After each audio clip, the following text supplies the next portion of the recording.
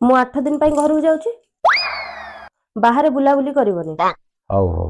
ସବୁଦିନ ସନ୍ଧ୍ୟା ପୂର୍ବରୁ ଘରେ ଥିବ। ହଉ ମତେ ଗୋଟେ 10,000 ଟଙ୍କା ଫୋନ ପେ କଲ। 10,000 କଣ ହବ? ମୁଁ ଏତେ ଦିନ ପରେ ଘରକୁ ଯାଉଛି ଟି। ମୋ ଭାଇଟା ଅଛି, ତା ପାଇଁ 2 ହଳ ପ୍ୟାଣ୍ଟ ସାର୍ଟ ନେବିନି। ଆଉ ଯଦି ତା ପାଇଁ ନେବି ତାହେଲେ ଭାଉଜଟା ଅଛି, ସେ କହିବ ଭାଇ ପାଇଁ ଆଣିଲା ଭାଉଜ ପାଇଁ ଆଣିଲାନି, ଖରାପ ଭାବିବ। ତା ପାଇଁ 2-4 ଖଣ୍ଡ ଶାଢୀ ନେବି। ନାଇଁ ଠିକ କଥା, ଭାଇ ପାଇଁ ନବୁ ମାନେ ଭାଉଜ ପାଇଁ ବି ନବୁ।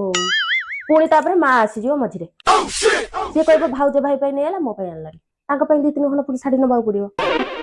ତାପରେ ରହିଲା ସାଇ ପଡିଶା ବନ୍ଧୁବାନ୍ଧବ, ତାଙ୍କ ପାଇଁ ପୁଣି ମିଠା ମିଠି ନେଇକି ଯିବି ନା ନାଇଁ। ମୁଁ 10,000 ଟଙ୍କା ଦେଇଦେଉଛି, କିଛି ଅସୁବିଧା ନାହିଁ ଯେ। ତୁ ଘରୁ ବୋଧେ 8-10 ଦିନ ପରେ ଆସିବୁ।